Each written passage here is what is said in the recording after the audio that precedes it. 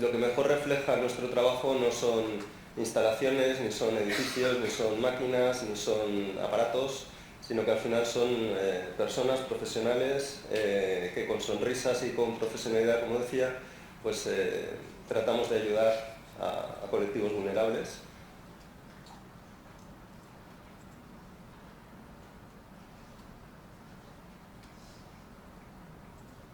Aquí tenemos pues, una muestra de muchísimos profesionales en muchísimos de los servicios que atendemos.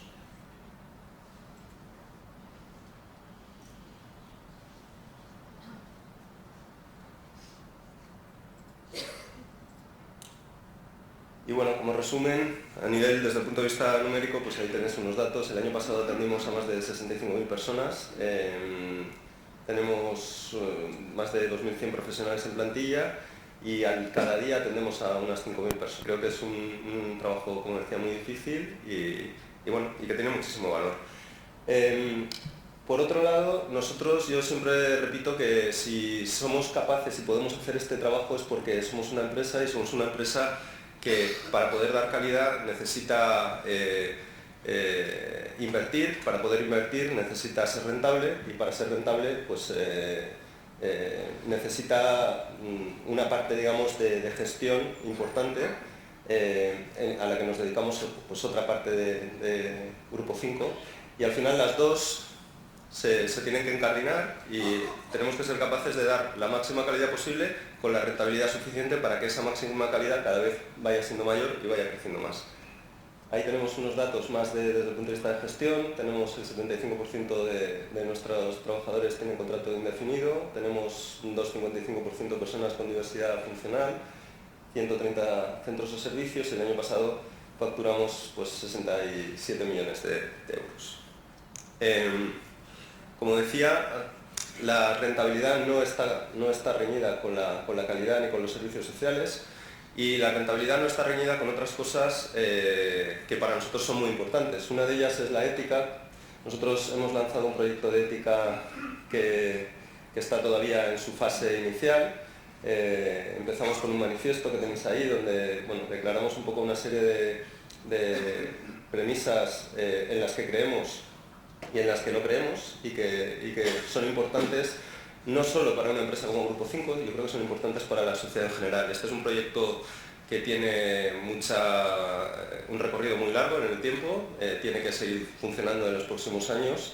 Estamos empezando a trabajar ya con el observatorio de ética y, como sabéis, llevamos ya muchos meses con formación y bueno, es un proyecto que vamos a reimpulsar y con el que vamos a seguir trabajando, ¿no? Aquí hay algunas de las personas que están aquí están vinculadas muy directamente con él.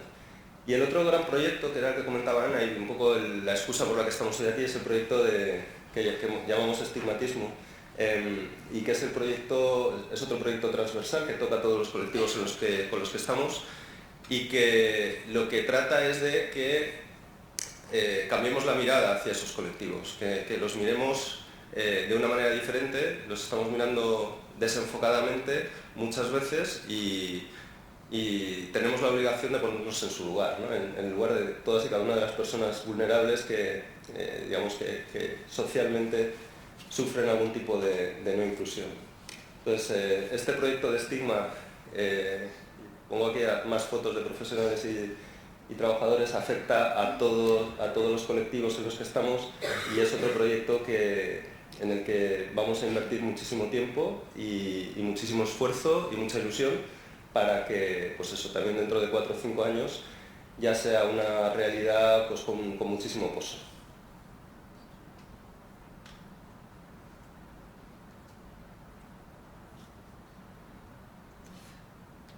Para poder hacer todo esto, como decía, es fundamental que podamos invertir. Para poder invertir es fundamental que podamos crecer. Nosotros ya estamos ahora, como decía, en 11 comunidades autónomas. Estamos en Madrid, Castilla-La Mancha, Extremadura, Andalucía, Canarias, Comunidad Valenciana, Baleares, País Vasco, Asturias y vamos a entrar en Aragón y acabamos de empezar en Pamplona hace hace un mes aproximadamente, y dentro de 2 semanas pues, vamos a abrir también el centro de día de Noain, de personas mayores dependientes, y nuestra idea es pues seguir invirtiendo y seguir trabajando y trayendo los modelos con los que estamos trabajando desde hace 31 años en otras partes de España, pues poderlos traer también a Navarra.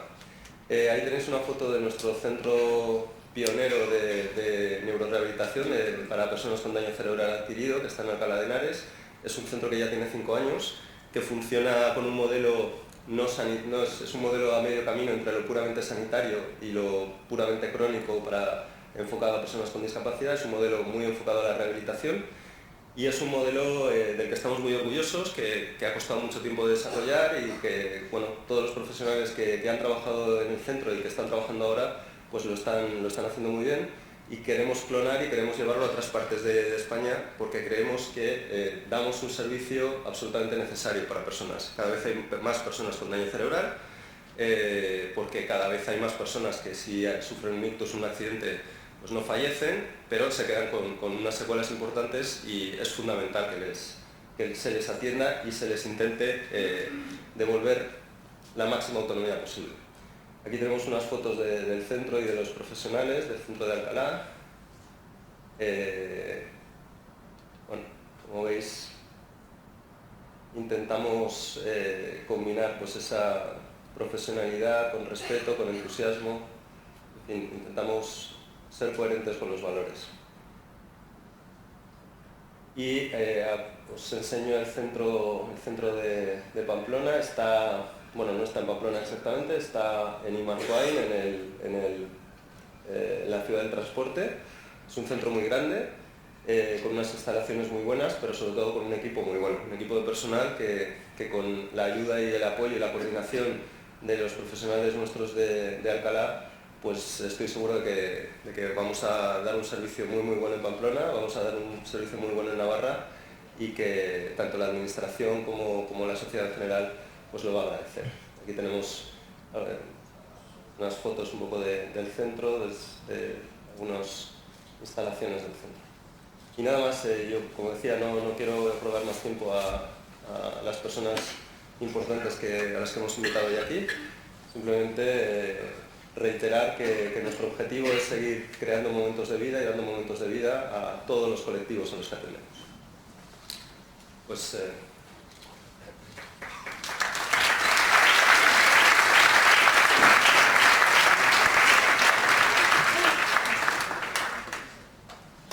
bueno, de la presentación que ha puesto Guillermo, a mí algo que me gusta mucho son sobre todo la mirada, ¿no? La mirada de esos profesionales, de esas personas a las que se estaban atendiendo, que reflejan al final el buen trato, ¿no? al que tenemos que tender.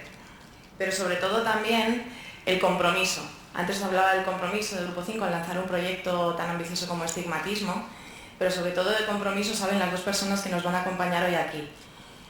Una breve presentación, porque por supuesto aquí vamos a hablar largo y tendido sobre el proyecto y sobre quién es Cristóbal Colón, fundador y presidente de La Falleda, que es una cooperativa con 168 empleados que tiene alguna enfermedad mental. Durante los 70 trabajó en distintas instituciones psiquiátricas impulsando iniciativas que ayudasen a las personas a través del trabajo profesional.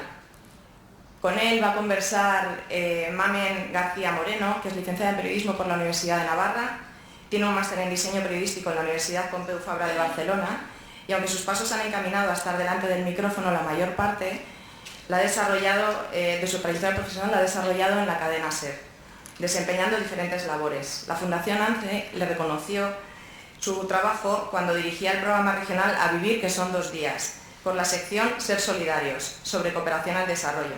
Y recientemente ha sido galardonada también por la Asociación de Periodistas de Navarra con el Premio Teoblado 2018 al trabajo de periodismo social por su cobertura en el caso de La Manada. Un compromiso necesario también el de los medios de comunicación, porque sin ese cambio de mirada desde los medios es muy difícil que podamos hacer un impulso real. Por favor, Mamen, Cristóbal, es vuestro momento, que es el que hemos venido todos a escuchar hoy.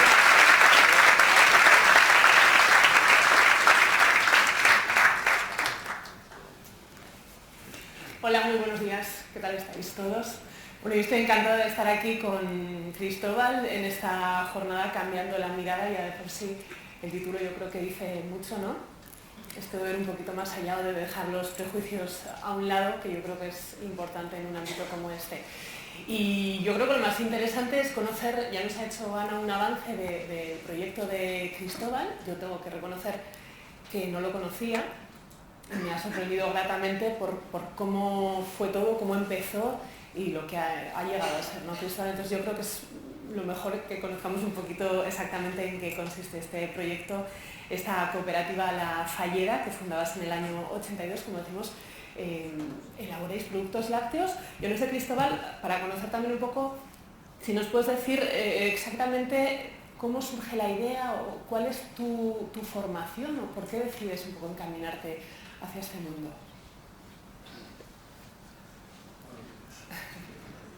Pues es muy largo esto, ¿eh? Sí. Pues mi formación, aunque la gente no lo sepa, yo soy sastre. ¿Sí? Yo soy aragonés, de un pueblecito de cerca de Zaragoza, que mi padre muere cuando yo tengo 13 años, y como ocurría en aquella época, si no eras de familia rica, pues te mandaban a trabajar con alguien de la familia, ¿no? Pues mi tío Paco era sastre en Zaragoza, y yo me fui a trabajar a Zaragoza de aprendiz a la sastrería de mi tío.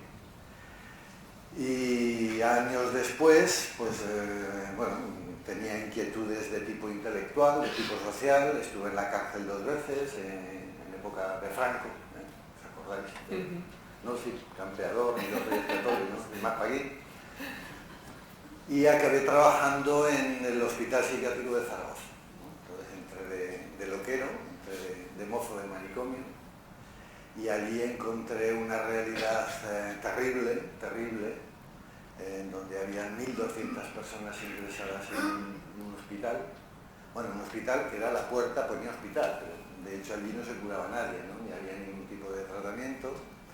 Con lo cual empecé a trabajar allá. Como estaba señalado políticamente, pues me despidieron y me fui a trabajar a Barcelona. Y después fui a trabajar a Barcelona a un hospital psiquiátrico y después a Gerona a otro hospital psiquiátrico. Me especialicé en laborterapia, es decir, como era un artesano, porque mi oficio era eso, el mundo de trabajar con las manos, pues vi que hice un gran descubrimiento, haciendo honor a mi nombre. No os habéis reído por lo de Cristóbal, normalmente la gente se ríe cuando me presentan como Cristóbal. A mi hijo le he puesto Juan, está encantado de la vida, ¿no? Con lo cual hice este gran descubrimiento, que eso de trabajar, pues a la gente le ayudaba a vivir, ¿no? Y después de estar años trabajando en centros de laborterapia dentro de hospitales psiquiátricos, me he ido lejos para contestarte. Ya me acuerdo de la pregunta que me has hecho, ¿no? Es decir, ahora te la contesto.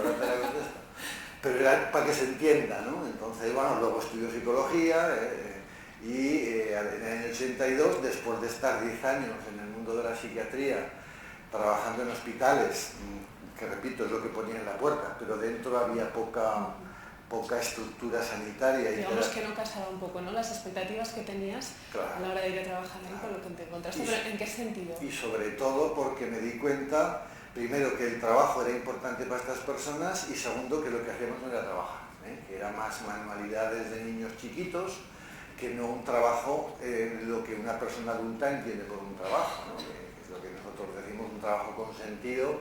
Tiene que tener, tienes que hacer algo útil, a través de esa utilidad te ganas la vida, porque como haces algo útil, a cambio te dan un dinero, luego te permite desarrollar tus propias capacidades, con lo cual, y eso no se daba en los hospitales donde yo trabajaba. Con lo cual tomé la decisión de salir del hospital y montar una empresa.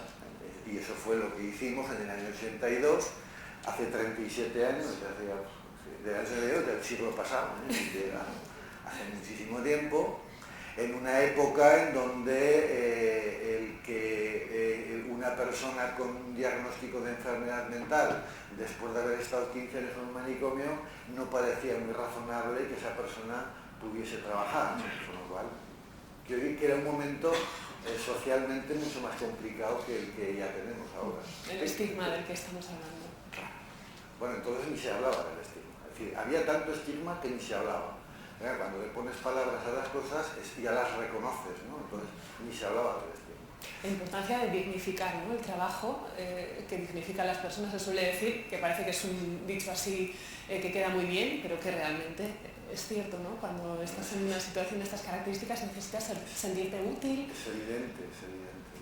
Que sirves a la sociedad. Bueno, pues yo creo que podemos conocer un poquito más de en qué consiste la Falleda. Hay un pequeño vídeo que vamos a ver y vamos a verlo y luego seguimos conversando con esto. Es un vídeo viejo, ¿eh? Es muy viejo, me refiero que no es reciente. Bosques de hayas se envuelven el valle entre volcanes milenarios. Desde el cielo el paisaje sobrecoge por su belleza. Abajo, allí en el centro del valle, se encuentra una fábrica de yogures cuyo sabor y cremosidad no deja impasible a nadie que lo prueba. Y lo más curioso es que lo elaboran personas que padecen algún trastorno mental.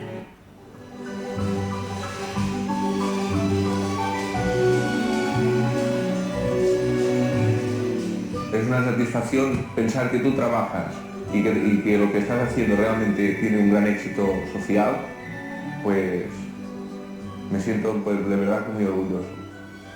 Sí, sí.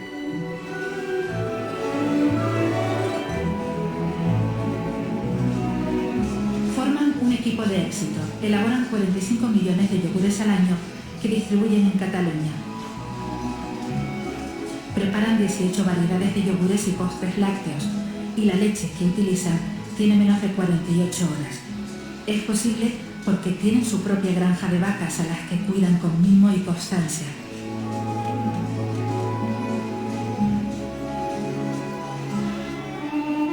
Vacas con lustre que están en espacios limpios y que incluso oyen música clásica.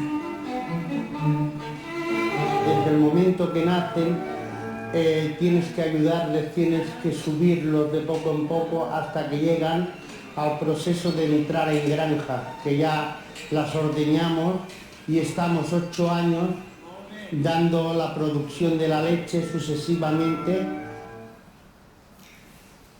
Bueno, pues es un pequeño resumen de lo que es la Falleda, que creo que en Calledo, ¿puede ser? Sí, en castellano es Aiero. Eso, la traducción quería decir.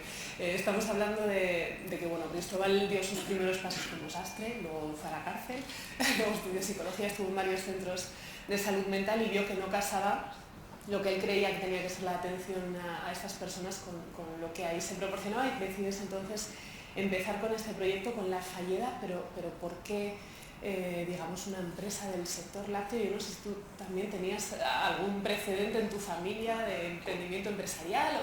En el año 82 yo no tenía ni idea de lo que íbamos a hacer, lo cual era una gran ventaja, ¿no? Porque cuando sabes que no sabes nada, pues tienes la posibilidad de hacer cualquier cosa, ¿no? Yo años después estuve estudiando en una escuela de negocios, estuve en el IES haciendo un programa de dirección y cuando nos explicaban eso de los planes estratégicos y el DAFO, ¿no? Eso de puntos fuertes, puntos débiles, yo digo, bueno, y si yo ahora hiciese un DAFO a toro pasado, pues cuando salí del manicomio, pues era evidente que el éxito estaba asegurado, ¿no? No teníamos un duro, pero cuando digo un duro digo que no era nada, con lo cual a mejor teníamos que ir, ¿no? Con lo cual, es decir, porque no podías perder nada, pues eso lo pondría como punto fuerte, ¿no? Es decir, oiga, no tienes nada que perder, ¿no?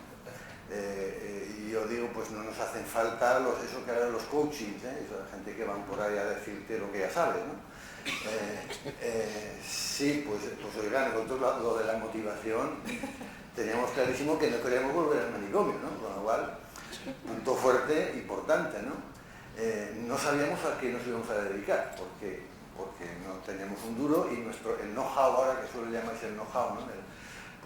Pues nuestra base de conocimiento era esos 15 años de manicomio. Y teníamos la media, si sumamos todos los que salíamos por los años, sale una media de 15, con lo cual, pues eso, pues una base también. Pues, con lo cual, cuando hacías el DAFO, decías, tú esto seguro que tiene que salir. No teníamos ni idea, con lo cual salimos del manicomio, vamos a Olot, que es una comarca de la provincia de Gerona. Como habéis visto, es una zona pues, como estas montañas que tenéis aquí al lado, y yo vengo de los Monegros, con lo cual cuando yo conocí la Garrocha dije, aquí este es un buen lugar para hayedos, bosques maravillosos, y fuimos al ayuntamiento de Olot, que es la capital de comarca, a hablar con el alcalde, ¿no? Pues repito, el año 82 la palabra estigma no se conocía todavía, y le digo, pues mire usted, yo me llamo Cristóbal Colón, vengo del manicomio, soy psicólogo y quiero montar una empresa con enfermos mentales, ¿no? Bueno, aquel hombre, que era un hombre sensato, ¿no? Que era el alcalde, pues le entró un ataque de ansiedad, ¿no? Porque, bueno, llamó a la policía, a lo de la policía municipal no, pero estuvo a punto de llamarla y es convencido de que iba a venir alguien diciendo que era Napoleón Bonaparte. Entonces, yo le dije esto, que mi padre era un cachondo, y que iba a decir yo, pero yo me llamo Cristóbal Colón, soy psicólogo, vengo del hospital y quiero montar una empresa. Y aquel hombre, después de que se le pasó pues la cierta angustia que le generó pensar que le iba a pasar algo en aquel momento, pues nos dejó de hecho era un antiguo comedor de un instituto que no estaba en uso, y dijo, pues bueno, pues mira, no tenemos nada que perder, vamos a intentarlo. Me parece un proyecto de locos, ¿no? Porque en el año 82 aquí hay poca gente que tuviese ya, sois muy jóvenes, pero en el 82 había, pues eso, si yo me acuerdo que fui a pedir un crédito de $500,000 de pesetas al 16% de interés. ¿Alguien se acuerda de aquello? No, si soy muy joven. Tú eres muy joven. En todo caso, era una época tremendamente dura económicamente, con lo cual no parecía muy razonable poner adelante un proyecto de estas características. Y aún así, tiro para adelante sin tener ni idea de... Claro, porque no queríamos volver a Macedonia. O sea, que no existía el miedo, ¿no? Al fracaso. No, existía el miedo de volver. Teníamos una clara vocación de que la única alternativa real que para nosotros existía era tirar adelante, porque claro, como os podéis imaginar, si no tienes dinero, no tienes ningún proyecto. Es decir, con lo cual, yo no sabía nada, pero no sabía que íbamos a hacer yogures, yo no sabía qué íbamos a hacer, con lo cual cualquier posibilidad era una posibilidad. Entonces, evidentemente, espero que no desees que te cuente los 37 años, ¿no? Y que pasemos más o menos rapidito, ¿no? Sí, pero que nos cuente un poco el origen de por qué se decantó por ese sector y no por Bueno, otro. pues yo cuando salgo del manicomio tengo dos cosas claras, o tres. Una, que tengo que salir, porque el manicomio enloquece, es decir, pero hablo de mí, es decir, el manicomio enloquece, con lo cual yo sabía que personalmente no solamente la motivación era que no estábamos trabajando, sino que estábamos haciendo como si trabajásemos. Esta era la primera motivación, mirando a las personas que estaban allá. La segunda motivación era que yo tengo que salir de aquí porque esto es un ambiente que no me va bien a mí, y vamos a montar una empresa. Entonces yo tenía dos cosas claras, una, que yo conocía otras experiencias en donde el trabajo con este tipo de personas acababa siendo mano de obra barata para empresas de al lado, ¿se entiende? Siendo manipulado, entonces yo decía, yo no querría convertirme en esto, yo querría tener proyectos que realmente recaigan sobre nuestra responsabilidad, es decir, que no trabaje para un tercero, sino que yo haga mi propio proyecto sabiendo que era muy complicado. Y la segunda cosa que tenía clara era que, a ser posible, fuese un proyecto que se desarrollase en la naturaleza. Por eso elijo la comarca de la Garrocha, y por eso, 2 años después de estar en este comedor que nos dejó el alcalde provisionalmente, me pongo a buscar una finca y encontramos una finca. En aquellos años pues era barato comprar una finca porque estaba totalmente abandonada, y eran estas dos cosas, ¿no? Es decir, buscar actividades que fuesen nuestras, responsabilidad nuestra, y a ser posible en el medio rural. Y ahora sí que no me acuerdo que me había preguntado. ¿Cómo fue desarrollando eso? Empezaron en este caso, creo que con meramente producto, o sea, con la leche, ¿no? Y luego sí que han ido... Sí, cuando nosotros empezamos en Olot, empezamos trabajando para otras empresas.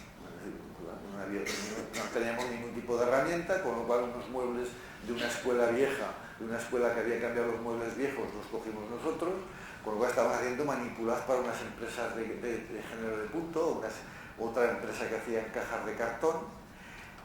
Somos pioneros porque yo le pido al alcalde si podemos hacer trabajos de jardinería, y digo pioneros porque ahora está muy extendido que en este tipo de colectivos hagan trabajo de jardinería, pero en el 83, que empezamos nosotros no, con lo cual nuestro primer trabajo remunerado con cierta dignidad es que empezamos a hacer trabajos de jardinería en el pueblo, con enfermos mentales, que en aquella época era algo poco usual, por decir inaudito.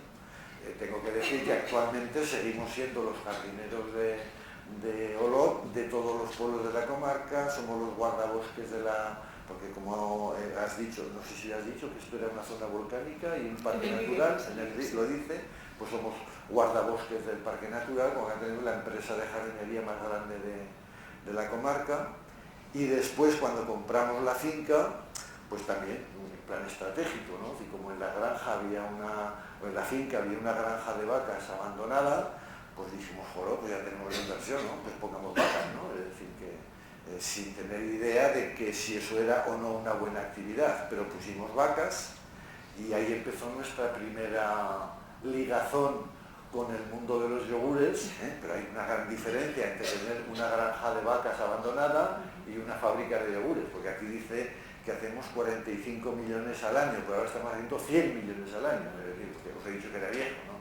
Pues ahora, bueno, tenemos una marca... ¿Alguien ha estado en Cataluña alguna vez y comprando yogures? No, lógico, ¿sí? Bueno, pues nosotros tenemos una marca muy potente en el mercado catalán. Bueno, nosotros actualmente estamos vendiendo más yogures naturales, más yogures desnatados y más flanes que Danone en Cataluña.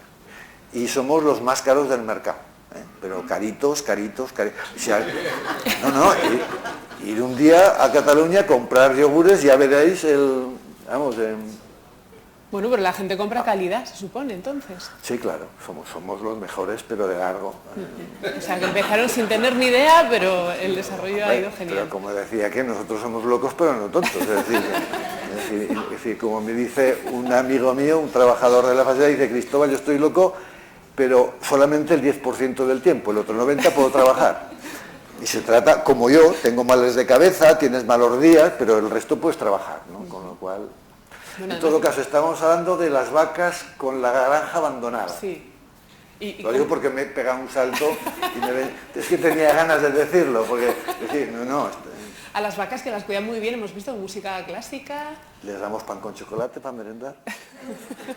Las tratamos bien porque sería, primero, horrible tratarlas mal y absurdo, ¿eh? Si a un animal lo tratas mal, pues mal, ¿no? Con lo cual las tratamos bien porque se lo merecen, y segundo porque si queremos que den buena leche hay que tratarlas bien, porque de mala leche ya tenemos en general, nos sobra, ¿eh? Con lo cual queremos que nuestras vacas den una leche... Sí. Bueno, y va creciendo la empresa, van fabricando cada vez más productos, ahora creo que también hacen mermeladas, helados... Déjame ir para atrás. Vale. Empezamos con esa granja abandonada, ponemos vacas, año 84, 85, y evidentemente ponemos vacas para ordeñarlas y producir leche. Y en el año 91, también aquí sois muy jóvenes, pero ¿os acordáis de las cuotas lácticas? Que seguro que aquí en Navarra pues había muchos ganaderos que tuvieron que abandonar la actividad ganadera porque en Europa hay había un excedente de mantequillas y tal, bueno, hay que decir, y te dicen a los vaqueros, oiga, usted antes estaba produciendo pues 1 millón de litros, pues a partir del día 1 de enero no producirá 1 millón, producirá 700.000. ¿Qué hacemos con esto? Con lo cual, dice, ¿qué haces con las vacas? Con lo cual, eso fue una catástrofe para el sector. Y además el reparto, porque a España le dieron una cuota de no sé cuántos millones de litros, y luego España dice, bueno, pues yo voy a repartir esta cuota en función de la antigüedad de los vaqueros. Un vaquero que llevaba 50 años produciendo leche tenía más derechos que nosotros que acabamos de llegar, lógicamente. Con lo cual, como nosotros éramos nuevos, pues nos muy poquita cuota. Con lo cual amenazan directamente la actividad económica que nosotros habíamos montado para generar puestos de trabajo, con lo cual amenazan a los puestos de trabajo. Y hacemos una reflexión también muy estratégica de pues qué hacemos con la leche, ¿no? Pues menos mal que como yo no me creo solo de los consultores y tal, porque siempre te dicen, repito lo que ya sabes, me decían, bueno, pues oiga, pues haga usted quesos, ¿no? Digo, coño, hacer quesos y competir con 10.000 queseros que hay en España, que además son queseros, que sus padres eran queseros, que sus abuelos eran queseros, que sus bisabuelos eran queseros. Yo ahí había hecho clases de marketing y me decían que lo del marketing era diferenciarse. Decía, pues bueno, yo como me diferencio con estos 3.000 queseros que hay en España, ¿no? Y dije, pues vamos a hacer yogures. Dice, ¿por qué? Pues porque competir con la Danone, ¿os acordáis de la Yoplait? Sí. ¿Y os acordáis de la Chambourcy? Bueno, pues en aquellos años yo, que mis hijos eran pequeños, iba a comprar, pues encontraba pues en los murales, encontraba la Danone, la Chambourcy y Yoplait, ¿no? Y como soy un hombre viajado, pues había ido a Perpiñán y Andorra, a Lausanne de Perpiñán, ibas a comprar y aquí allí había yogures que no eran solamente de estas 3 marcas, sino que habían yogures, los franceses cuidan muy bien a sus países, a sus, ¿cómo se llama? A sus agricultores o a sus... Y habían yogures artesanales, y yo, pues bueno, vamos a hacer yogures artesanales que conseguiremos eso que es la diferenciación, ¿eh? Si somos capaces de ponernos al lado de la Danone, de la Yoplait y de la Chambourcy, se nos verá como los raritos, ¿no? Entonces, bueno, pues decidimos hacer yogures, ¿no? Y empezamos con los yogures, eso, pues, compitiendo con, eso, pues nada, pues, con 3.000 Nunguis, es decir, la Danone, la Nestlé y la Yoplait, y actualmente, es decir, no utilizamos el marketing social, nosotros no decimos quiénes somos. Si tú vas a una tienda y compras el yogur de la Falleda, te dice que está hecho en la Garrocha y nada. O sea, más. No se conoce el trasfondo que hay detrás, ¿no? No sé, cada vez se conoce más porque nosotros no nos escondemos, pero nosotros no informamos y consideramos que no es relevante el que diga, pues, y el director se llama Cristóbal Colón, que podía tener su gracia, ¿no? No, o no tendría su gracia, ¿no? Es decir... No sé, bueno, han pasado todos estos años, como bien dice, ha ido creciendo la empresa, se ha ido diversificando por las circunstancias y también, pues supongo, por la idea de negocio, que ya cuando se empieza a conocer un poquito más y se va aprendiendo. Pero vamos a conocer un poco también de cómo funciona, al margen de lo que produce, la gente que trabaja con usted. Antes mencionaba Ana también las personas que trabajan, que tienen algún problema mental.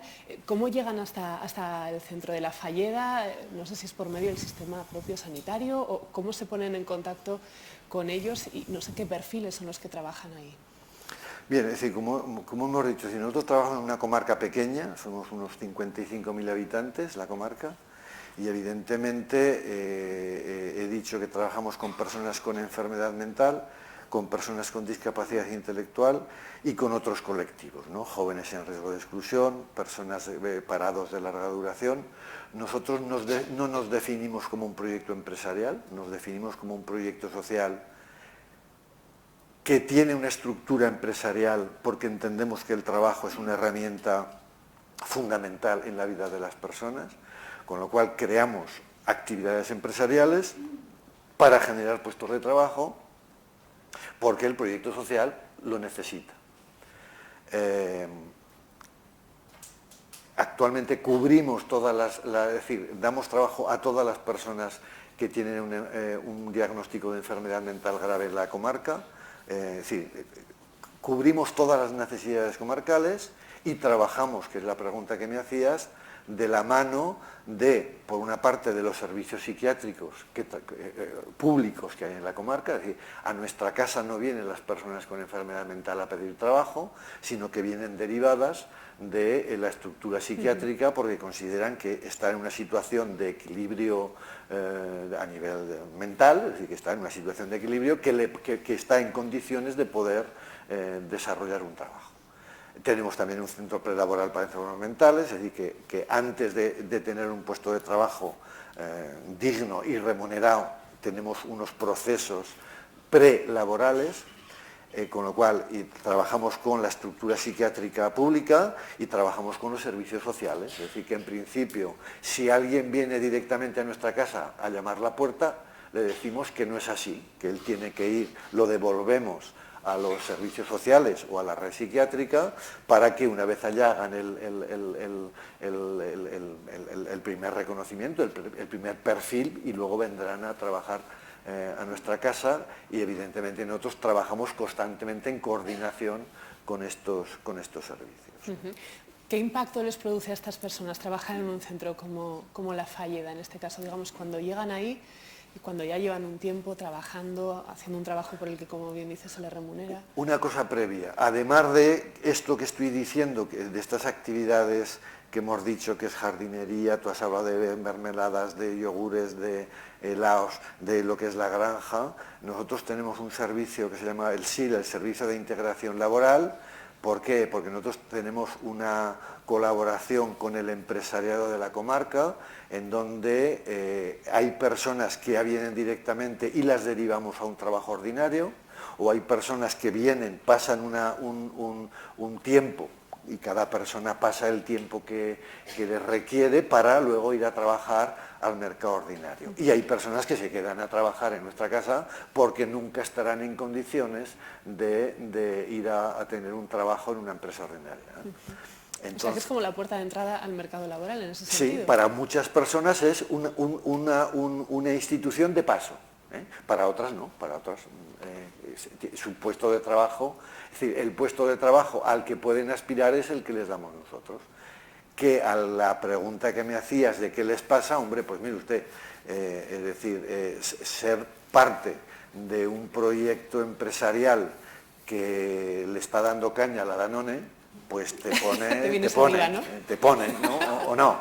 Es decir, que te levantas por la mañana con una cierta mala leche de decir, os vais a enterar, ¿no? Es decir, ¿o no? Sí, sí. Claro, con lo cual, si hemos dicho que el trabajo dignifica, cuando estás trabajando en una organización en donde tú eres parte importante, porque estás haciendo aquello que haces debe ser porque forma parte del proceso productivo de ese maravilloso yogur que le está dando caña al líder mundial, ¿no? Pues eso dices tú, hombre, pues no seré tan inútil como la gente me decía, ¿no? Porque si lo fuera, o si lo fuéramos, no pasaría esto que está pasando. Y esto que está pasando no es la semana pasada, es decir, nosotros llevamos desde el año 93 haciendo el mejor yogur del mundo, o al menos de nuestro mundo, ¿no? Entonces podemos decir que es compatible, ¿no?, la gestión empresarial con la acción social. Es decir, la gestión no es que sea compatible, es que es obligatoria. Es decir, si tú gestionas mal, pues mal vas, ¿no? Con lo cual, gestionar bien es necesario siempre. En este caso nuestro, cuando estás trabajando con personas con dificultades o con más dificultades de las que tiene eso que se llama la normalidad, pues todavía más. La gestión tiene que ser mucho más fina, ¿no? más delicada, mejor, ¿no? Entonces, en el caso de, si ahora te hablo como clínico, como persona que está trabajando con estas personas que tienen sufrimientos, ¿no? Y los sufrimientos del alma duelen, ¿no? Es decir, seguro que muchos de vosotros habéis sufrido, como mínimo os habéis pegado con la pata de la cama con los dedos del pie. ¿A alguno le ha pasado eso? Y doler duele, ¿no? Bueno, pues el dolor del alma todavía más, ¿no? Entonces, cuando estás trabajando con este tipo de personas que el estigma les hace dudar de quiénes son ellos como individuos, cuando los pones a trabajar haciendo un yogur maravilloso y compitiendo con Danone, eso se apacigua. Con lo cual, estas personas, a través del trabajo, yo hablo de nuestra experiencia, pero no hace falta hacer yogures y competir con la Danone, simplemente hace falta que tú tengas un trabajo en donde hagas algo útil para los demás y que lo hagas bien y que esos demás para los que estás haciendo algo reconozcan que lo que tú has hecho lo has hecho bien y a cambio te dan pues un salario, ¿no? Ese proceso, que es el proceso de tener un puesto de trabajo, forma parte fundamental en el proceso de rehabilitación y de reconstrucción individual que necesita una persona que ha sido diagnosticada con un síndrome importante que es la enfermedad mental. Cuando te diagnostican eso es como si te atropellas un camión, ¿no? Con lo cual te tienes que recuperar de ese choque que tú y tu familia, ¿no? Y el trabajo es una herramienta, entre otras, pero una herramienta fundamental. ¿Podemos hablar de condiciones laborales en La Falleda? No sé cómo están los trabajadores. Bueno, pues nosotros somos una empresa, con lo cual tenemos que cumplir evidentemente con las condiciones legales, pero nosotros, es decir, la persona que menos cobra el salario mínimo interprofesional, y luego hay por encima 4 categorías superiores, que, es decir, nosotros no intentamos no ser paternalistas, y digo intentamos porque siempre uno tiene la tendencia a la sobreprotección, con lo cual nosotros intentamos que el mérito sea el reto de cada cual, ¿no? Es decir, devolverles a las personas su propia responsabilidad y saber que van a ser remuneradas, van a ser recompensadas en función de lo que ellos aportan, que ese sería el sentido de la justicia, ¿no? Cuanto más aportes, más recibirás a cambio, ¿no? Por eso digo que hay un mínimo, que es el salario mínimo, y luego hay unas categorías. ¿Por qué? Porque intentamos que tengan una progresión profesional y ojalá puedan saltar a la empresa ordinaria, en donde, como te he dicho, tenemos un servicio que pretende acompañar a estos individuos y acompañar al empresario que ha decidido asumir el riesgo de contratar a estas personas, ¿no? Eso es importante también. Claro, porque para nosotros tan importante es que no fracase ni el trabajador ni el empresario. Es decir, nosotros queremos jugar al éxito total, y cuando hay algún tipo de error, es decir, oiga, esto no ha funcionado, pues nosotros le decimos al empresario, oiga, no se preocupe, que esto es como si hubiese un trapecio pero con red. Si se cae, no se matará. Es decir, que si este proceso no ha funcionado, no se preocupe, que esta persona usted no la tendrá que despedir y lanzarla a la calle, sino que nosotros la volveremos a recuperar en el Centro Especial de Empleo y volveremos otra vez a trabajar para ver si esta persona no está todavía madura, con lo cual de alguna manera intentamos cuidar, repito, tanto al trabajador como al contratado como al contratante, ¿no? Porque es fundamental que el empresario que toma la decisión por voluntad o por obligación legal de contratar a estas personas, que sea una experiencia exitosa para él y para la organización. Estamos hablando de cómo se trabaja, ¿no?, en la inclusión, pero no sé si ha encontrado resistencias en el ámbito de la atención de salud mental en los procesos de integración laboral, o sea, en la misma administración. Hombre, pues sí, cada vez menos, pero históricamente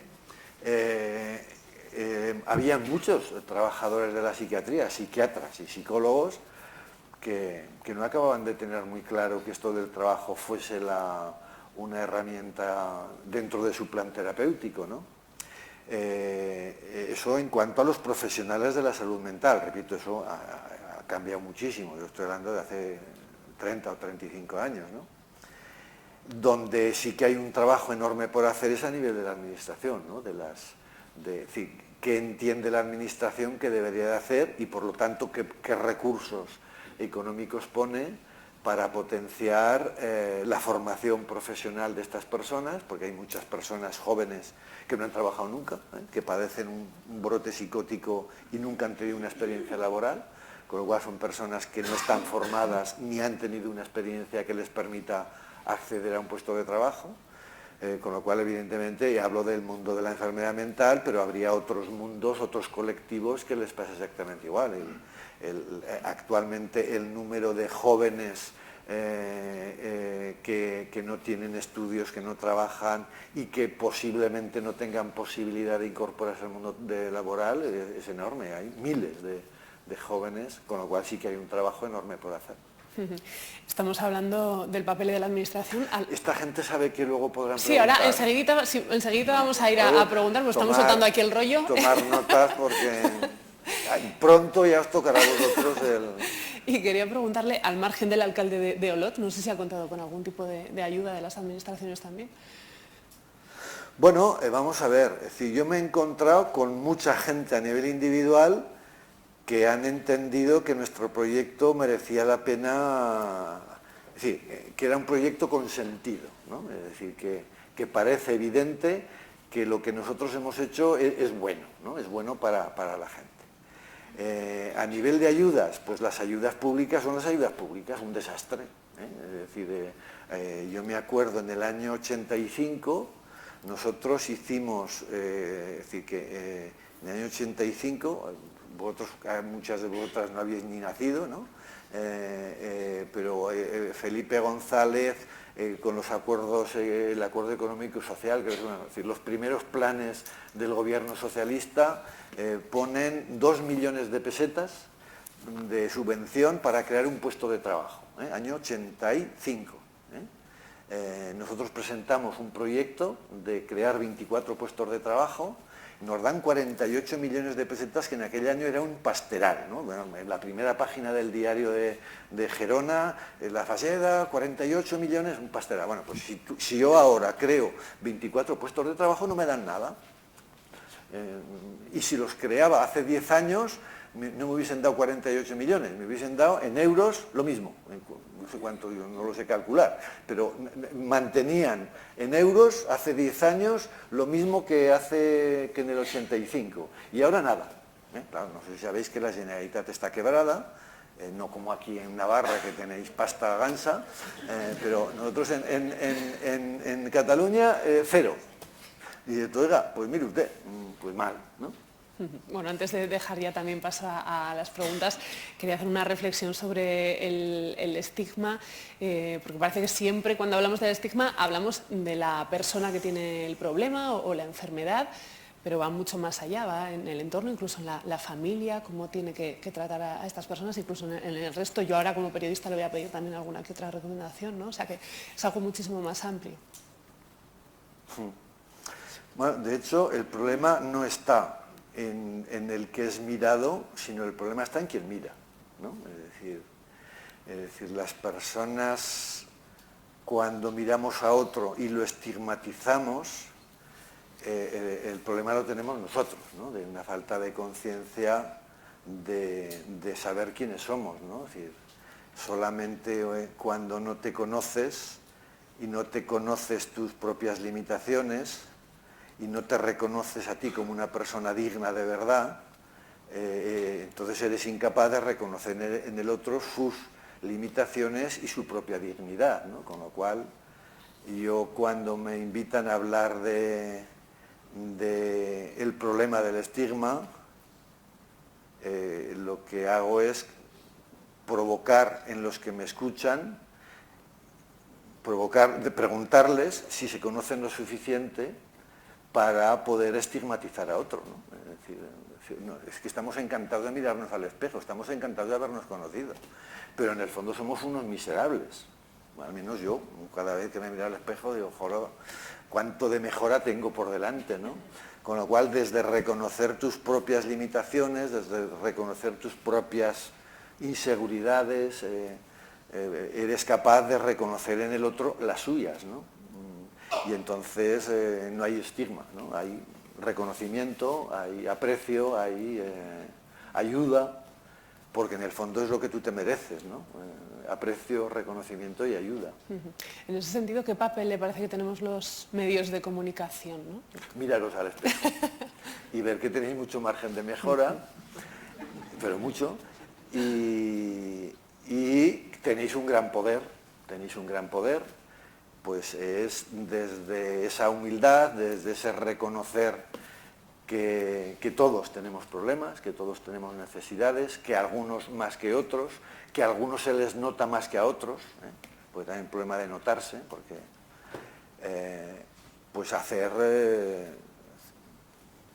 hablar. Un poco y trabajar la empatía también, ¿no? Claro, es que es eso, es decir, en el fondo, para que esta es una palabra moderna, muy moderna, la empatía, pero bueno, sí, es empatía, es ser capaz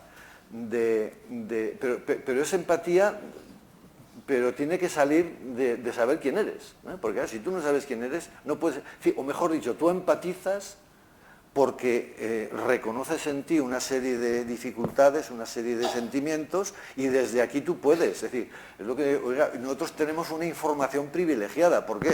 Porque la tenemos dentro. La tenemos que escuchar, reconocer qué es lo que nos pasa, y desde aquí sí que puedes empatizar con el otro porque le pasa cosas muy parecidas a las tuyas, ¿o no? Quizás con más gravedad, ¿no? Pero eres capaz de reconocer al otro porque primero te has reconocido a ti. Y evidentemente los medios de comunicación, simplemente que tenéis que escribirlo bien, no como lo estoy haciendo yo, que no sé si me explico, pero en todo caso, escribirlo bien para que la gente cuando te lea se reconozca en este proceso de... Yo creo que cada vez estamos teniendo más cuidado con la terminología que usamos, ¿no? Pues no persona o no esquizofrénico, sino persona que tiene un problema de esquizofrenia, no persona discapacitada en vez de discapacitado. También es muy importante, yo creo, poner en valor lo positivo, ¿no? Visibilizar lo positivo, experiencias como esta, yo creo que son interesantes en ese sentido, o sea que por ahí pueden ir un poco los tiros. Bueno, pues podríamos estar aquí horas hablando con Cristóbal Colón, pero yo no sé si también alguno de vosotros pues se le ha ocurrido algo, tiene algún interés para preguntarle a Cristóbal de todo lo que hemos hablado. ¿No? Pero por vergüenza, por ahí tenemos un par. Sí, la chica, sí. Sí. Bueno, buenos días. Yo tenía dos preguntas. Relativa a la empresa como tal, están solo ubicados en Olot. ¿En algún momento se han planteado salir de Cataluña, hacer este tipo de iniciativa con otras comunidades? Esa es una pregunta. Y otra pregunta, además de trabajar internamente como han trabajado dentro de lo que es la empresa, a nivel comunitario, la integración de esas personas en su zona de donde viven habitualmente, ¿cómo se ha hecho? ¿Se ha hecho también internamente desde la Falleda o trabajando con las comunidades? Bien, a la pregunta del tamaño, es decir, yo personalmente, lo grande no me gusta, es decir, pero por una cuestión personal, una cuestión meramente de temperamento mío.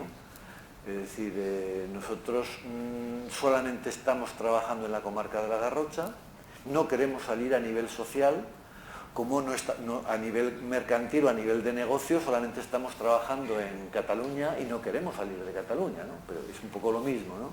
Y digo, oiga, ¿y por qué no vende usted yogures en Pamplona o en Zamora o en Sevilla?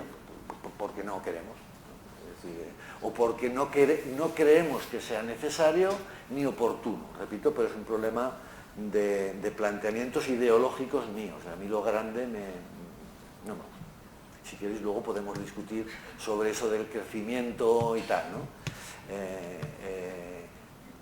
A nivel comarcal, nosotros nos definimos, como he dicho antes, como un proyecto social que tiene estructuras empresariales, pero en base al proyecto social, y cuando hemos resuelto el problema de los colectivos que inicialmente nos movieron por vocación, enfermedad mental o discapacidad, pues lo que hacemos es, dentro de la comarca, continuar con nuestra vocación social, pero dentro de la comarca, ¿sí?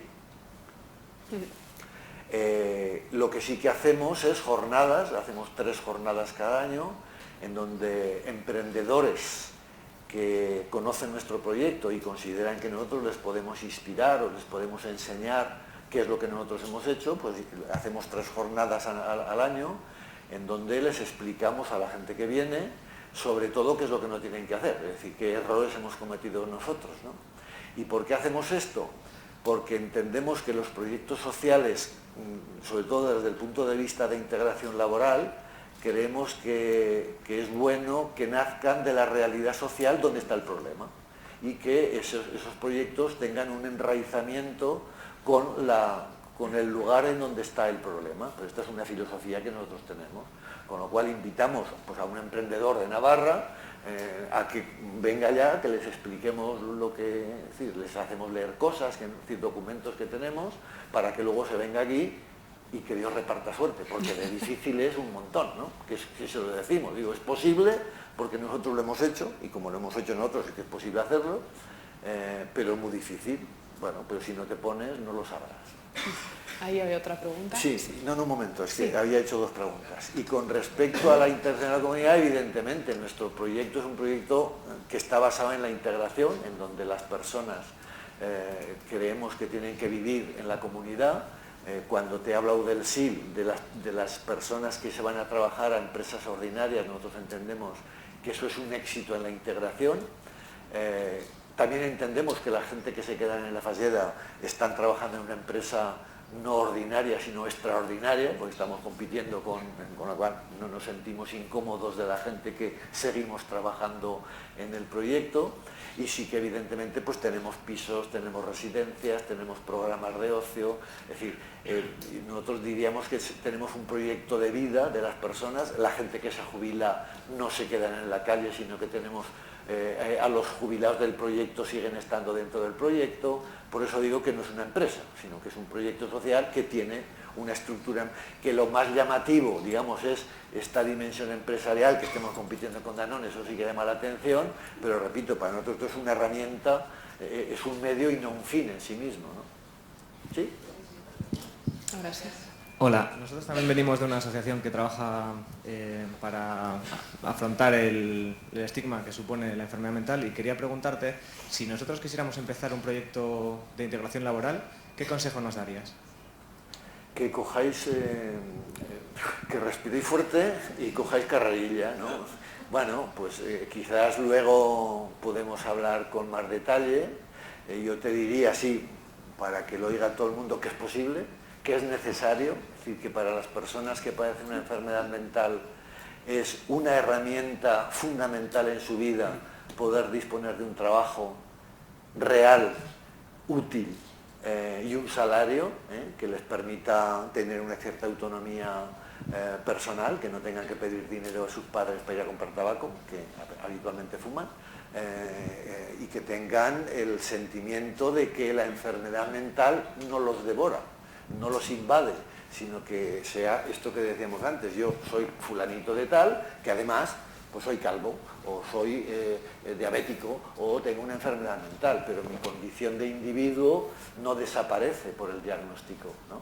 Que el estigma es una de las cosas que todavía potencia más, ¿no? Es decir, tú eres tú, con tus circunstancias. En este caso tienes una enfermedad mental, que tienes un equipo psiquiátrico que te va a ayudar a controlarla, pues eso, como el diabético, pues tiene que tener un tratamiento, y además de eso tienes la obligación de luchar por tu vida y que alguien te ayude, pues eso, y el trabajo es una herramienta extraordinaria. Es un antes y un después, de alguna manera, ¿no? Levantarse por la mañana con el deseo y con la necesidad de que lo que tú vas a hacer tiene un porqué, ¿no? Ahí en la segunda fila, si no. Aquí, sí. Ha levantado la mano por ahí, sí.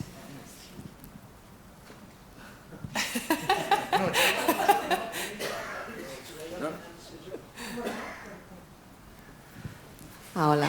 Bueno, yo como trabajo en la falleda he oído tu pregunta y pensaba que también estoy desde el principio, entonces una de las cosas importantes al iniciar un proyecto creo que es rodearte o sea, saber que una persona sola no hace nada, por muy inteligente, mucha motivación, y rodearse de un equipo en el que uno confíe plenamente. Quiero decir, los inicios de Falleda fueron dificilísimos. Cristóbal, me acuerdo pues que bueno, iba con una furgoneta a recoger a la gente a su casa. Y yo estaba con una trabajadora social de la red de salud mental y íbamos por las casas a buscar a los que serían los futuros trabajadores. O habíamos estado en sitios, por ejemplo, con un señor que nos enterábamos que tenía una esquizofrenia, que llegábamos a aquel sitio y lo encontrábamos en una habitación, me acuerdo del Joan Mola, que había un palmo de agua, ¿vale? O sea, estamos hablando de hace mucho tiempo, pero que si no estás con gente incondicional y comprometida a fondo, yo creo que uno no puede lograr mucho. Bueno, simplemente era... Evidente. No sé si hay más preguntas. Por cierto, ¿cómo fueron esos primeros momentos? Nos decía cuando empezaron a trabajar con la jardinería, que no era habitual que la gente trabajara. No sé cómo lo acogió también la gente del propio pueblo, porque hasta qué punto estas personas no estaban escondidas, entre comillas, el hecho de sacarlas fuera y que la gente les viera trabajando. No sé si hubo ahí un choque. Claro. En aquella época, y ahora continuamos con las preguntas, en aquella época, repito que hace muchos años, como decía Carmen, el tema de la enfermedad mental, fundamentalmente, pero también el tema de la discapacidad no existía. Es decir, las personas estaban escondidas en las casas y en las zonas rurales todavía más, ¿no? Y nosotros estamos en una zona rural en donde, bueno, es decir, el imaginario colectivo al respecto de estas enfermedades o de estas personas era realmente durísimo, ¿no? uno de los grandes efectos que ha provocado, en nuestro caso, en la comarca, es que estas personas, como el Joan Molas, del que hablaba Carmen, que estaba absolutamente marginado en una casa en el campo escondido, pues ahora son competidores de la Danone, ellos mismos. Y digo, oiga, pues es decir, el salto cualitativo, no en ellos, en los individuos, en sus familias, sino en la sociedad como tal. Con lo cual, la percepción que tiene la sociedad nuestra, que es la que nos conoce, al respecto de esta problemática, ha cambiado radicalmente, ¿no? Es decir, yo siempre explico la imagen de nuestros trabajadores los viernes. Nosotros tenemos un economato en donde vendemos los yogures a nosotros mismos a un precio simbólico, ¿no? Claro, la gente los viernes se van con unas bolsas que yo no sé qué hacen con, bueno, no sé qué hacen, pero en todo caso se marchan a sus casas y me los imagino llegando pues a su escalera de vecinos, pues con yogures para la hermana, para la cuñada, para la tía del pueblo, pero claro, con un orgullo y con una satisfacción, porque no están llevando cualquier cosa, están llevando los yogures mejores que hay en todo el universo nuestro, que es Cataluña, ¿no? Claro, con lo cual esta gente, oiga, y soy yo quien, claro, yo sí que no hago ninguno, pero ellos son los que están allí haciéndolos, con lo claro, y los que se los comen, no se está comiendo cualquier cosa, se están comiendo constantemente unos yogures, con lo cual ese reconocimiento del que estábamos hablando es constante, ¿sí? Con lo cual, sí. Si nos imaginamos hace 40 años lo que pasaba y lo que pasa ahora, pues es evidente que el salto cualitativo es enorme, ¿no? Ahora sí que te he contestado. Sí, sí. Sí, quería preguntar a usted como un empresario, las personas que trabajan para usted con dificultades, desde luego, ¿tienen el mismo rendimiento o más o menos que una persona que no tenga esas limitaciones? Pues había que hablar de cada uno, ¿no? Pero evidentemente pueden haber muchas personas cuyo rendimiento no sea el mismo. Pero eso también pasa en las personas que no tienen un diagnóstico, es decir, no todas rendimos iguales, ¿no? Lo que ocurre es que, como hemos dicho, que nosotros no somos una empresa en el estricto sentido de la palabra, sino que somos un proyecto social que tiene una empresa, lo que hacemos es estructurar y generar unas dinámicas en donde cada uno, con las capacidades que tiene, con el rendimiento que genera esas capacidades, tenga cabida en el conjunto de la empresa, ¿de acuerdo? ¿No? Y además confiando en que puede mejorar, ¿sí? Porque si nosotros no hubiésemos creído que eso era posible, no se nos hubiera ocurrido hacer una fábrica de yogures y competir más. Nosotros estamos en el mercado y os he dicho que no estamos, que nosotros no decimos quiénes somos, con lo cual nosotros estamos en el mercado compitiendo en las mismas condiciones que cualquier otro. Y los que estáis en el mercado sabéis lo difícil que es competir con esta gente. Bueno, ¿por qué lo hacemos? Porque estábamos convencidos que si éramos capaces de conjugar las capacidades de todos y colocar a cada uno en el lugar que mejor podía rendir, la suma podía suponer un éxito importante. Y os he dicho que es difícil, no penséis que esto se hace de cualquier manera, es muy complicado. Hola, buenos... ¿Sí? ¿Dónde estáis? Ah. Aquí. Bueno, enhorabuena por el proyecto, yo soy Iñaki, vengo de Lacturale. Tenemos muchas cosas en común, creo. Y nos conocemos. Y nos conocemos, efectivamente. Tengo la suerte de conocer a Cristóbal Colón, que esto no lo puede decir cualquiera. Compartimos muchas cosas, como digo, compartimos tener el mejor yogur del mundo, ¿no? Cada uno en su mundo. Y luego compartimos una cosa que igual mucha gente no sabe aquí, que ambas empresas hacemos visitas para que la gente conozca pues cómo trabajamos, ¿no? Nosotros tenemos claro lo que la gente se lleva... Déjame decir que nosotros hemos venido a su casa a aprender. Es una empresa modélica y nosotros venimos a su casa porque pensábamos que nos podéis enseñar un montón de cosas. Y nosotros fuimos a la vuestra también a aprender muchísimas cosas. La cosa es que las visitas de Lacturale y las vuestras son diferentes porque se ven cosas diferentes también, ¿no? La gente se va con unas sensaciones diferentes. ¿Con qué sensaciones creéis vosotros que se va la gente cuando pasa por la fallida? Que yo animo a la gente que vaya porque es una barbaridad lo que se ve allí y te vas cargadísimo de pilas y de humanidad sobre todo. Bueno, una cosa que nosotros, que no he dicho que nosotros no hacemos es publicidad. Es decir, nosotros estamos desde el año 93 en el mercado, como os he dicho, vamos a producir este año 100 millones de yogures, y no hacemos publicidad, no le hemos hecho nunca publicidad, ¿no? Dice, oiga, ¿y cómo es posible que usted esté en el mercado y que la gente le compre el yogur más caro y además no haga publicidad? Pues por dos cosas. Una, porque yo no me creo de la publicidad, es decir, yo no sé si aquí hay algún publicista, pero yo no me... Lo que yo siempre explico, es decir, en aquella época cuando yo iba a comprar, ¿os acordáis de los cuerpos Danone? No mucho porque soy muy joven, bueno, pero cuerpos Danone, y salía la Valeria Maza, una modelo argentina guapísima, y mi mujer pues se lo creyó, Carmen, ¿no? Y cuando llegaba 3 meses con Danone, digo, Carmen, pues yo no te tomo, pero es que a mí me parece que no te hace efecto esto, ¿no? Y es verdad, tampoco le hacía mucha falta, ¿no? Pero en todo caso, yo eso de los cuerpos Danone no se lo notaba, con lo cual me di cuenta que eso de la publicidad no funcionaba.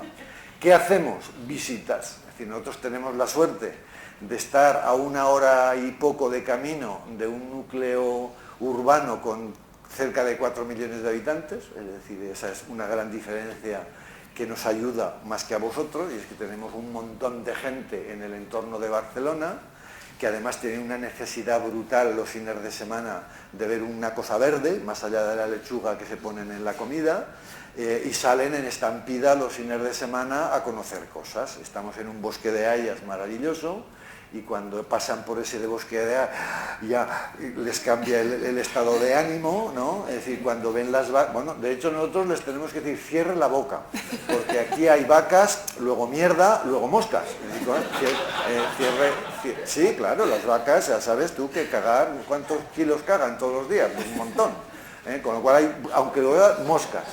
Con lo cual la gente cuando llega ya en un estado emotivo diferente, cuando les das a probar en nuestros productos, que como hemos dicho son los mejores de nuestro mundo, pues ya sé, y les saben muchísimo mejor de lo que son en realidad, con lo cual cuando salen de allá les explicamos el proyecto, porque evidentemente nosotros no nos escondemos, estamos orgullosos de ser quienes somos, con lo cual les explicamos, oiga, usted está en un centro especial de empleo, trabajamos con estas personas, les atienden personas porque el servicio de visitas creamos puestos de trabajo en todos los sitios, es decir, nosotros tenemos puestos de trabajo en las oficinas, en la cocina, en todas las actividades son potenciales generadoras de puestos de trabajo, pues en las visitas, que repito, para atender a 50.000 personas que vienen cada año necesitamos un equipo de esto, y con lo cual cuando salen de allá no compran un Danone en su vida, ¿no? Es decir, y convertimos a meros turistas de fin de semana en apóstoles, ¿no? Porque salen de allá y han vivido una especie de experiencia mística que cuando se van a su casa dicen, oye, he estado en un lugar y no sé qué. Con el síndrome de Estocolmo. Con el síndrome de Estocolmo. Sí. No sé si hay más preguntas por aquí. Sí, aquí. Hola. ¿Dónde estáis? Perdón, sí, aquí a primera fila. Hola, enhorabuena por ese proyecto. Dices que desde el año 92 lleváis dándole caña a lo de Danone, ¿no? Me voy un poco a la parte empresarial. Me imagino que se habrán puesto en contacto contigo y te habrán puesto más de una vez un cheque en blanco, siendo el proyecto que es, ¿no? No, es decir, mejor dicho, se han puesto en contacto conmigo. Yo soy amigo del que hasta hace poco era el presidente de Danone. Bueno, nosotros tenemos relaciones institucionales de profunda amistad. Ellos tienen un profundo reconocimiento porque son gente lista y admiran a alguien que lo hace mejor que ellos. Lo admiran, que a mí me lo ha dicho mi amigo Javier Robles, me dice, bueno, no lo digo aquí porque él es un leonés que habla así un poco fuerte, pero ¿qué narices tienes? Y no nos han puesto ningún cheque en blanco porque nosotros somos incomprables, es decir, a nosotros podían comprarnos la marca, pero ¿a quién compra una empresa somos ahora 400 personas en la empresa, que tiene residencias, y que hay un montón de gente con diagnósticos, y yo siempre digo, hay unas 200 personas con un papel que la administración les ha dicho que tienen una discapacidad, pero las otras 200 es porque no hemos ido a la ventanilla, porque eso, si vas allá y te desnudas y dices quién eres de verdad, pues te dan el papel, ¿no? Porque, con lo cual una empresa así no te la compra nadie, quiero decir, te pueden comprar la marca, pero, y ya repito, nosotros tenemos una relación cordial con Danone y con los otros. Porque además, como les decimos que no se preocupen, que no vamos a salir de Cataluña, y nada menos mal. Ahí sí, tercera fila, segunda. Yo una pregunta también. Yo trabajo en un servicio de orientación profesional con personas con enfermedad. Es verdad que en datos de Navarra, ¿no?, del observatorio muy recientes de febrero, de cada 10 personas, solamente 4 personas cuando van a un servicio público de empleo dicen que tienen discapacidad. Por lo tanto, las medidas de acción positiva que se puedan aplicar en Navarra, hay un 60% de personas con discapacidad que no van a poder tener acceso a ellas. Y es lo que ya bien decía, ¿no?, que igual hay que coger la furgoneta e ir de casa en casa, pero al final nuestros servicios son derivados de servicios públicos. Me gustaría saber cuál es vuestra experiencia cuando hacéis intermediación en empresa ordinaria, porque aquí en Navarra, cuando hablamos de enfermedad mental, es muchísimo más baja que en otras discapacidades, que imagino que os tocará. Y a ver si nos deis alguna pista, una clave para ver cómo poder entrar a ordinaria, y si trabajáis el tema del tema, o sea, más de sensibilización social, más de intentar hacer impacto social, porque es que tenemos que ir de la mano, si no, no vamos a llegar a ninguna parte, ¿no?, si estáis en ese punto.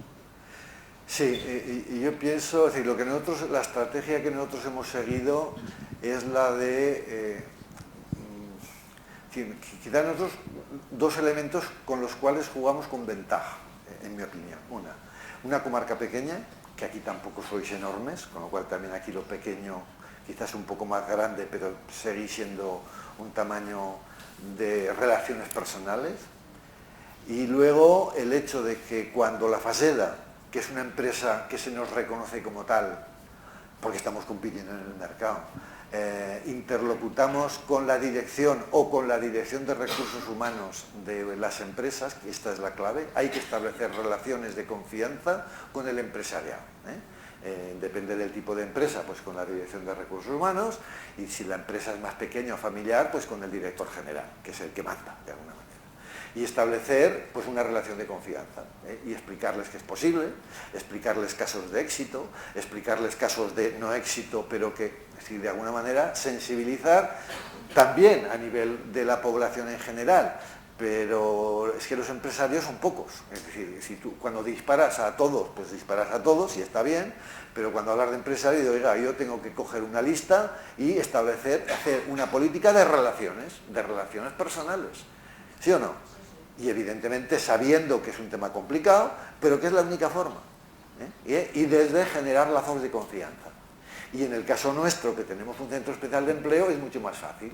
Pues, oye, fulanito, no te preocupes, tú cógeme a esta persona que yo te garantizo que va a funcionar. Y si no funciona, no pasa nada, porque me lo vuelvo a llevar al mismo puesto de trabajo que tenía, y porque yo no quiero que te quedes colgado, ni con mal sabor de boca, ni que luego lo tengas que despedir, porque eso es un tema duro, ¿no? Con lo cual, relaciones de confianza con los empresarios y con los directores de recursos humanos, y un proceso de acompañamiento que lo hacéis, ¿no? Porque luego es hablar con el encargado de la sección donde está, que es allí donde se va a dar el éxito o el fracaso, se va a dar en ese lugar, no en el despacho del director general y en el día a día. Sí, aquí adelante. Buenos días, enhorabuena por la exposición y por la experiencia de tantos años. Mi pregunta va relacionada un poco con lo que comentaba antes el compañero. En los comienzos hablaba de la necesidad de un equipo de confianza.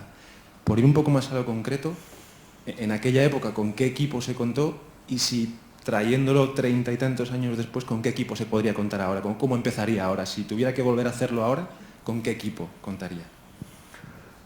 Bueno, yo pienso que las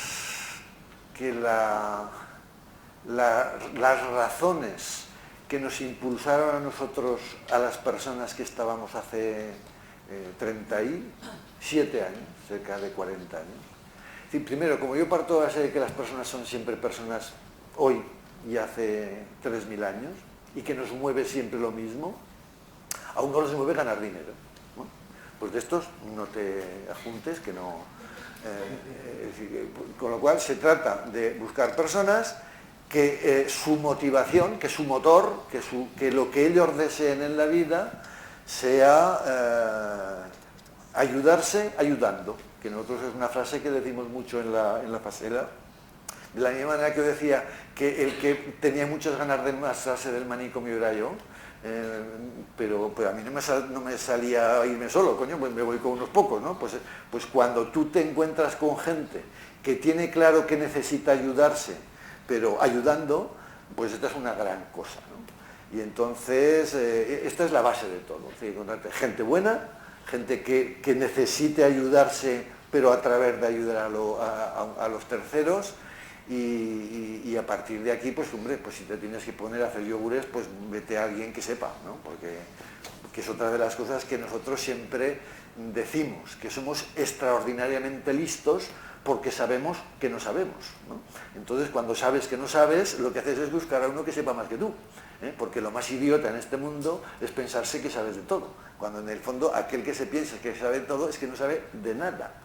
Bueno, pues es esto, ¿no? Pero la base, como siempre, es gente con una motivación clara, y esa gente es la que te genera confianza y de la que te puedes sentir acompañado, de la que, bueno, mira, yo hace poco hemos despedido porque se ha jubilado, hemos hecho una despedida, quiero decir, si no suena mal, a un manchego, que era el que montó, bueno, nosotros además fuimos unos viveros, curiosamente copiando los viveros de Miluce de la Diputación de Navarra, no sé si existen unos viveros en el barrio de Miluce, unos viveros, ya no sabéis nada de vuestro pueblo. Había unos viveros que hacían árboles forestales. Antes estaba, pero con el rollo de la Viveros y crisis, repoblaciones de Navarra se llamaba. Pues acabamos de despedir, como que se ha jubilado al Enrique Núñez, que es un manchego, que era viverista, pues que este hombre era viverista. Él ha hecho su vida en este proyecto como viverista y ha aportado todo esto, pero ni psicología ni falta que le hace, simplemente un hombre, bueno, pues eso, que ha entregado su vida ayudándose absolutamente. Y yo siempre explico, digo, oye, si yo me tuviese que ir a la guerra ahora, dice, ¿a quién elegirías para irte con elige una persona que... Enrique, vente. ¿Por qué? Porque un hombre confiable, ¿sí o no? Y solamente con gente de esta puedes construir proyectos, ¿sí? Porque las dificultades son, pero como cualquier proyecto, no se estoy descubriendo nada, ¿o no? Cualquier proyecto es complicado. Ahí arriba tienen el micrófono y luego, bueno, quería... Un momento, si que hay cola aquí. Sí, bueno, sí. Felicidades por el proyecto y por tantos años de esfuerzo y resultados. Mi pregunta iba un poco en relación a ese concepto que has comentado en marketing social, que no lo tenéis implantado de una manera directa, pero yo creo que hay un plan de marketing espléndido, por todo lo que has ido comentando. Y me surgía la duda de cómo trabajáis en este proceso de transición para algunos de vuestros trabajadores y trabajadoras, ¿no?, hacia otro tipo de mercados. Habéis trabajado mucho tiempo siendo independientes, pero entiendo que tenéis una cartera importante de proveedores actualmente y de clientes.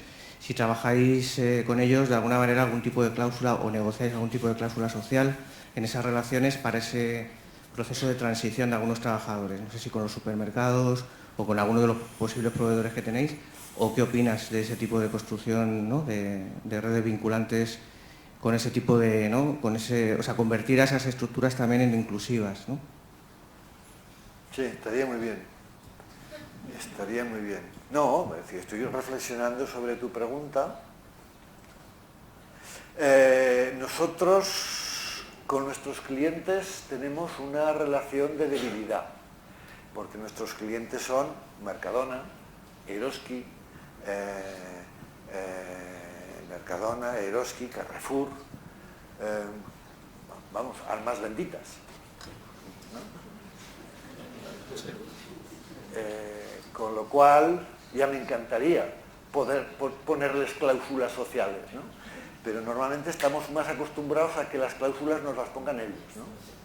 Vamos, no es acostumbrados, vivimos en eso, ¿no? Es decir, pero me encantaría poderles decir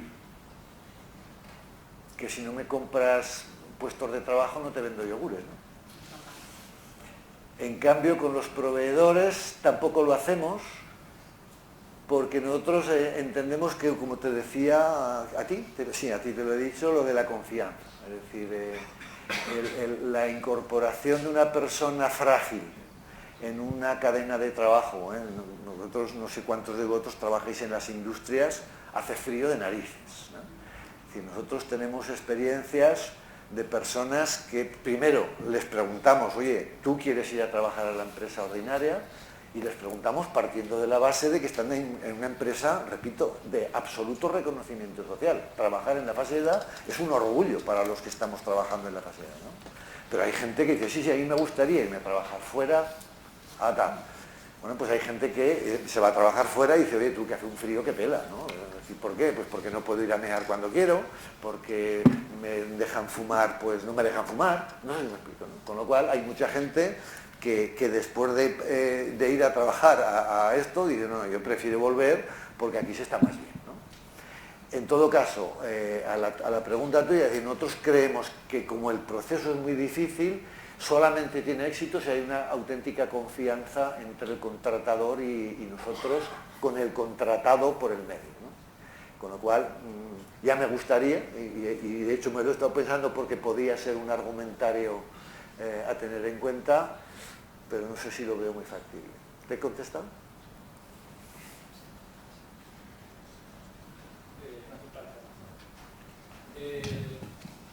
¿Cuál diría usted que es el mayor beneficio psicológico cuando se crea la Fallega en relación a las personas que hacen su labor allí?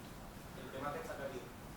Bueno, un poco lo que he dicho antes, ¿no? Es decir, es el recuperar tu condición, es decir, recuperar hacia ti mismo tu condición de persona. Es decir, que cuando tú te levantas cada día, no te pienses que ese diagnóstico que te han puesto se te ha comido, sino que tú eres un individuo como tal, que tienes unas condiciones que son las que tienes, pero que además de esas condiciones que tienes una vida a desarrollar y que ese lugar de trabajo, ese colectivo de personas que también tienen problemas como tú y algunos que no lo tienen diagnosticado también se reconocen gente frágil y gente tal, pues eso te permite tener una conciencia de ti mismo y te permite seguir viviendo con un cierto ánimo, digamos, ¿no? Es decir, porque el otro es desanimador, ¿no?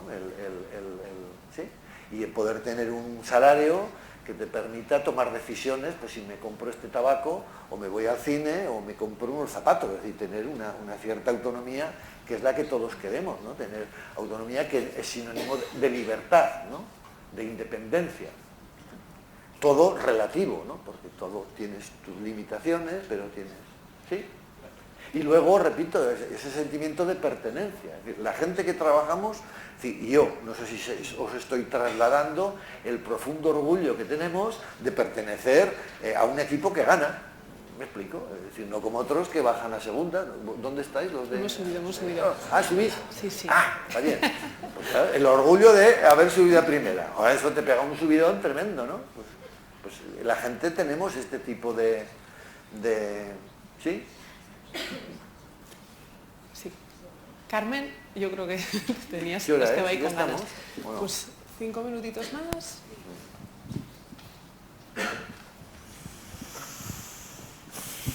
Bueno, yo un poco para añadir dos cosas. La pregunta que tú hacías, yo también destacaría un poco la esperanza. O sea, cuando nos llega alguien en la fallida con enfermedad mental, normalmente viene de hacer un recorrido. Primero ha tenido una crisis, luego esto ya lo ha dejado descolocado a él y a la familia. Viene de recorridos diversos y viene con mucha falta de esperanza.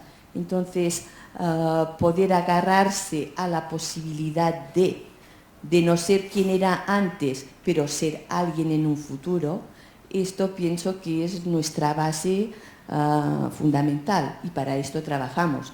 Y nuestro éxito, ligándolo con lo de la productividad que hablaba este señor, nuestro éxito es la rehabilitación de las personas.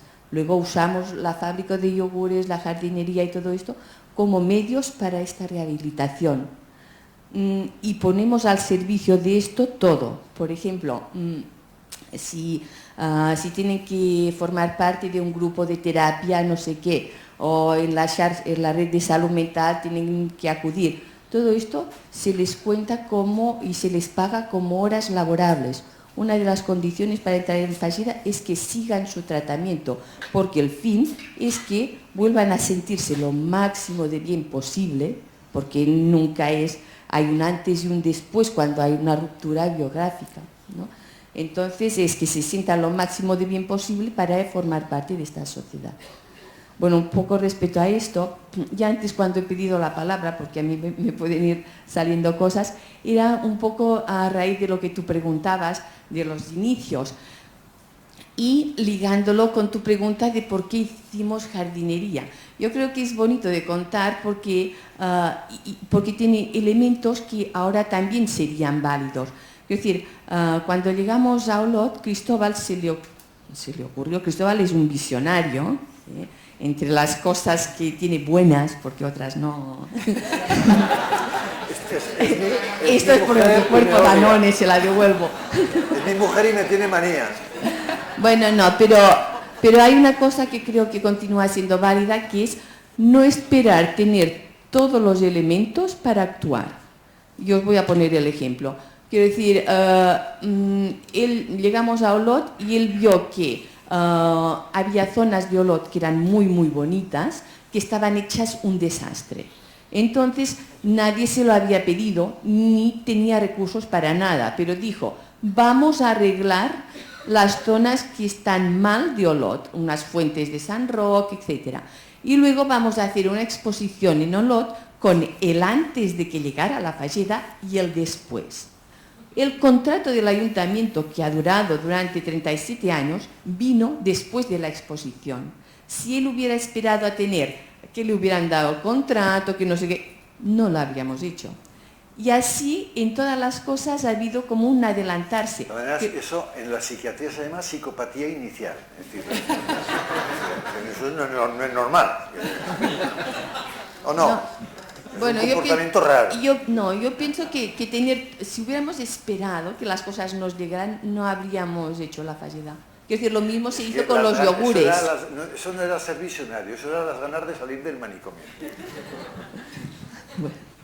Bueno, en fin, si os sirve de algo, lo he dicho. ¿Hay más preguntas? ¿Sí? ¿No?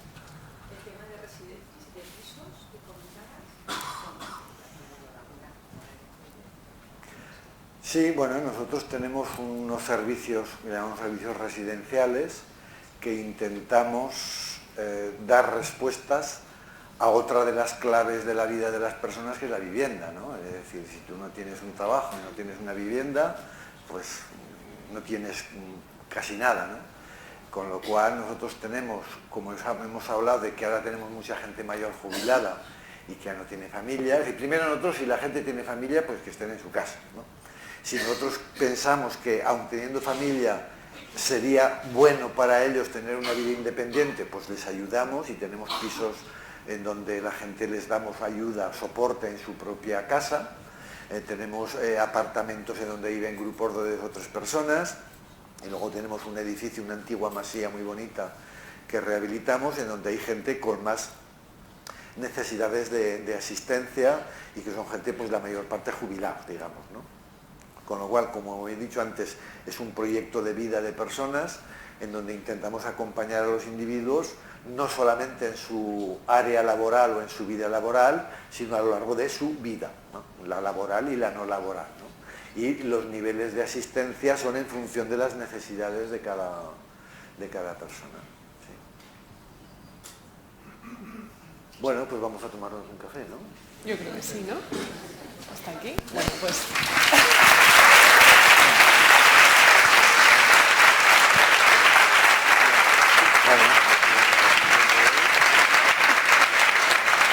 Ahora descubierto...